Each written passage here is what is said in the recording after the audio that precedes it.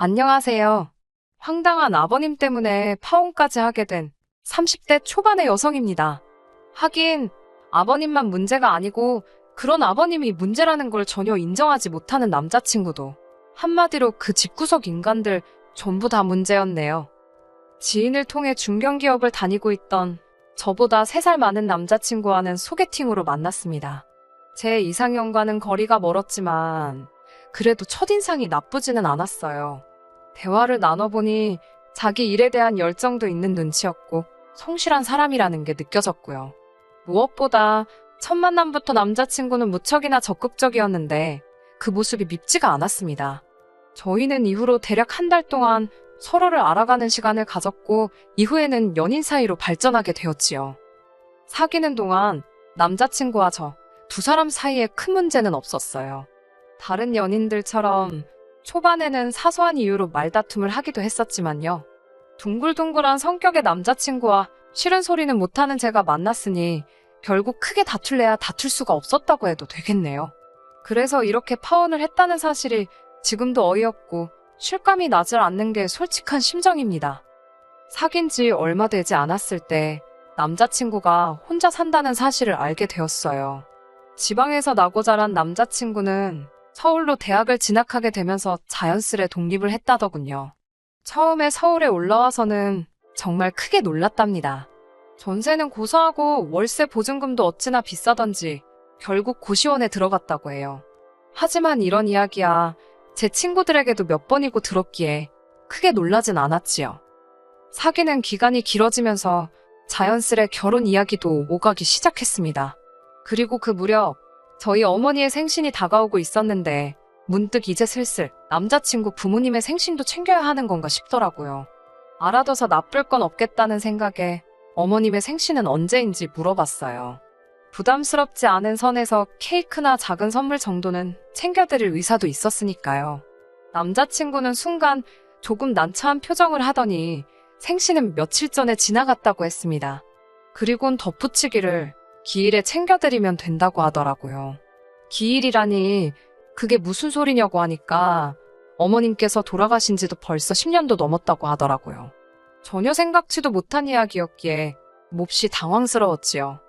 남자친구가 당황한 제 표정을 알아챘는지 그렇게 놀랄 것 없다면서 자기가 서울에 올라오고 얼마 지나지 않았을 무렵 돌아가셨다고 하더라고요.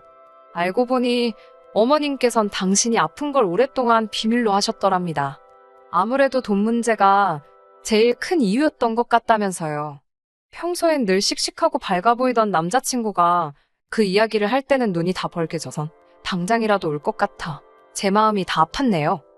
남자친구 말에 의하면 남자친구 집이 처음부터 어려웠던 건 아니랍니다. 유복하신 조부모님께서 일찍이 아버님께 많은 재산을 물려주셨기에 남자친구가 어렸을 때만 하더라도 갖고 싶은 거 못 가져본 게 없고 먹고 싶은 거 못 먹어본 적이 없다고요. 하지만 남자친구가 10대에 접어들 무렵 생전일이라곤 해본 적 없던 아버님께서 갑자기 사업을 하시겠다며 집 재산을 시쳇말로 전부 끌어다 다 해먹으셨답니다. 다 말아먹기만 했으면 다행인데 빚까지 지기 시작하시면서 급속도로 가세가 기울었다고요. 이후로는 어머님께서 남의 집 가사도우미를 하시고 밤에는 식당에서 설거지를 하시는 등 평생 안 해보신 고생을 하기 시작하셨답니다.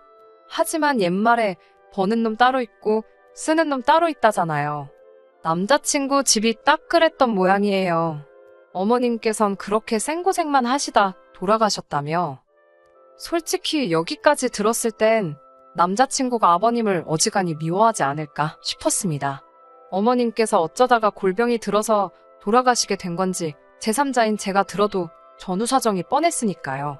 하지만 옆에서 지켜본 결과 남자친구는 아버님과 꽤나 돈독한 관계를 유지하고 있었어요. 아버님뿐만 아니라 언니와도 그렇고요. 하긴 가족이라는 게 모르지요. 저는 모르는 또 다른 사정이 있었는지도요. 아무튼 남자친구와 저는 총 2년의 연애 끝에 결혼을 약속하게 되었습니다. 결혼 이야기가 나왔으니 정식으로 아버님과 남자친구의 누나에게 인사를 드리러 갔지요. 남자친구에게는 4살 많은 누나도 있었는데 미혼이었고 아버님과 단둘이 살고 있었습니다. 시댁에 도착하니 아버님께서는 잘 왔다고, 반갑게 맞아주셨습니다. 그리고는 안방에 들어가서 어머님께도 인사를 드리라 하시더군요. 순간 멈칫했지만 그래도 아버님께서 그렇게 말씀하시니 일단 내라고 대답하고 남자친구를 따라 안방으로 향했습니다. 안방은 기이하기 짝이 없었어요. 방 한쪽은 마치 재단처럼 만들어져 있었고 그 위엔 어머님의 영정사진과 위패가 놓여 있었거든요. 예전에 TV에서도 그렇게 해놓은 집을 본 적이 있긴 한데 막상 직접 보니 오싹한 기분이 들었습니다.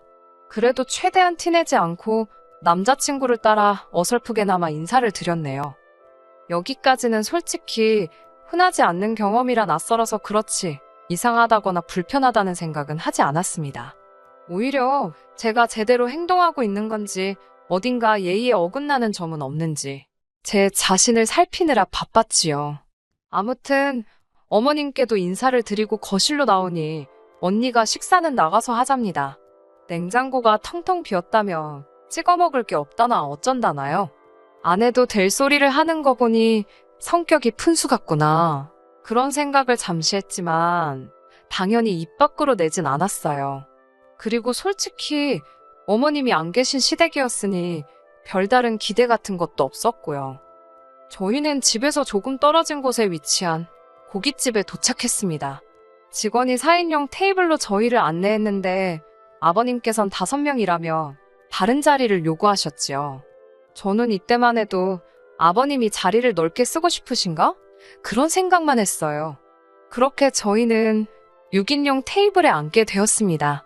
직원이 메뉴판을 가져다 주니 아버님께선 볼 필요도 없다며 한우 생갈비로 5인분을 가져다 달라고 하시더군요. 냉면도 5개를 달라고 하셨고요. 결국 제가 남자친구에게 조용한 목소리로 혹시 아직 더울 사람이 있냐고 물으니 남자친구가 어색하게 웃으며 1인분은 어머님 거랍니다. 솔직히 그 소리를 듣는데 이번에는 소름이 쫙 끼치더라고요.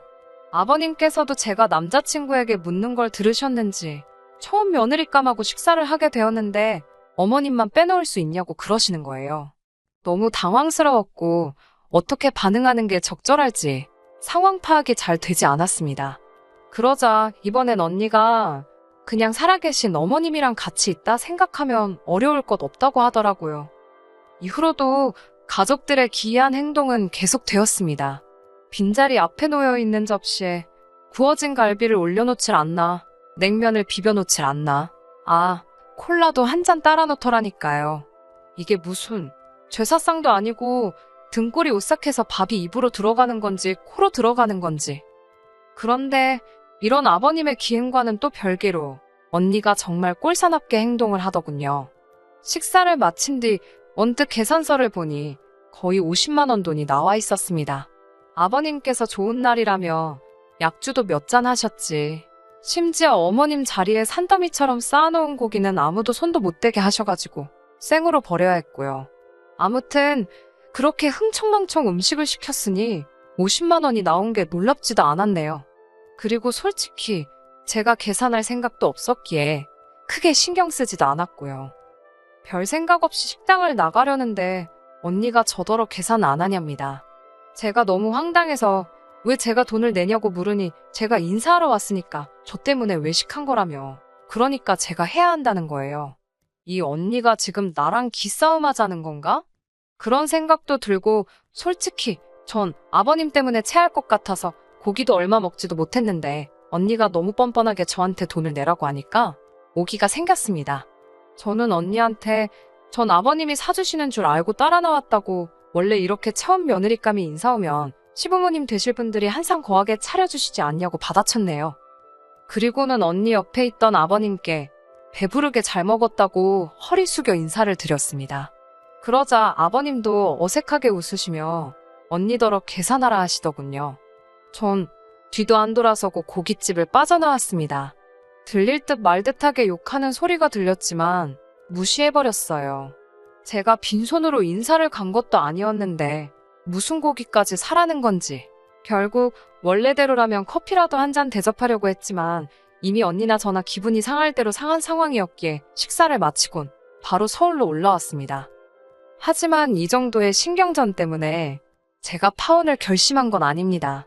아버님과 남자친구 가족들의 억지는 때와 장소가 없더라고요. 지난달 상견례가 있었습니다. 그땐 저희 부모님도 이미 남자친구의 어머님께서 돌아가셨다는 사실을 알고 계셨고요. 상견례는 중식당에서 하게 되었는데 아버님의 제안으로 이루어진 일이었습니다. 설마 어머님이 좋아하셔서 고르신 장소는 아니겠지라며 농담처럼 남자친구에게 떠봤는데 순진한 남자친구가 맞다고 순순히 대답을 하더라고요. 어이도 없고 황당했지만 그게 전부가 아니었네요. 상견례 당일 약속 시간은 6시였는데 어쩌다 보니 아버님과 언니가 제일 먼저 도착을 했고 뒤를 이어 저와 남자친구가 도착을 하게 되었습니다. 약속 시간까지는 20분이나 남아 있었지만 혹시나 싶어 룸에서 나와 부모님께 전화를 드렸습니다. 저희 부모님께선 걱정 말라며 이제 곧 도착한다고 하셨고요. 전화를 마치고 룸 안으로 들어가려는데 의자를 든 직원이 저희 룸으로 들어가는 게 보였습니다. 무슨 일인가 싶어 뒤따라 들어가다가 어처구니가 없는 상황을 보곤 하마터면 쓰러질 뻔했어요.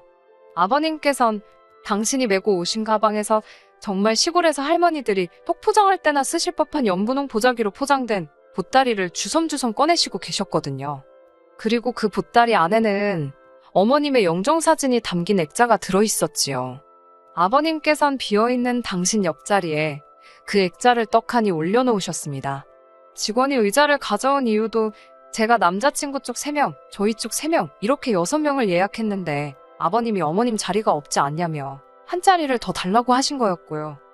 제가 남자친구를 불러내 이건 아닌 것 같다고 이야기를 했습니다. 하지만 남자친구도 아버님과 같은 입장이더군요. 자기 인생에 한 번뿐일 상견례이고 원래 상견례는 부모끼리 만나는 자리지 아니냐입니다. 자기는 이렇게라도 어머님께서 자기의 새로운 인생이 시작되는 걸 함께 해주셨으면 좋겠다며 저더러 이해를 해달라고요. 남자친구가 어찌나 단호하게 말하던지 오히려 제가 나쁜 사람, 이상한 사람처럼 느껴질 지경이었지요. 그때 저쪽에서 저희 부모님이 식당으로 들어오시는 모습이 보였고 저는 남자친구에게 룸으로 들어가라 했습니다. 두 분이 당황하지 않으시도록 일단 제가 먼저 상황 설명이라도 드려야겠다 싶었거든요. 제 이야기를 들으신 부모님께서는 무슨 말 같지도 않은 소리냐며 불편한 기색을 보이셨습니다. 저는 그래도 좋은 일로 모인 자리인 만큼 얼굴 붉히는 일은 없었으면 좋겠다고 조금만 이해해달라고 부모님께 부탁을 드려야만 했어요. 상견례는 솔직히 개판이 따로 없었습니다.